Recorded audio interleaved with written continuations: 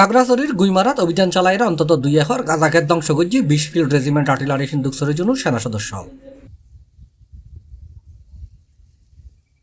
জানুয়ারি 21 তারিখ মঙ্গলবার মধ্যরাতে গোপন সংবাদের ভিত্তিতে সিন্ধুকছড়ি জোনের আওতাধীন গড়াইছড়ি সেনা ক্যাম্পর তিনদুকছড়ি এলাকার গহীন অরণ্যত অভিযান চালাইরা এসব গাঁজা ক্ষেত ধ্বংস করা হয়।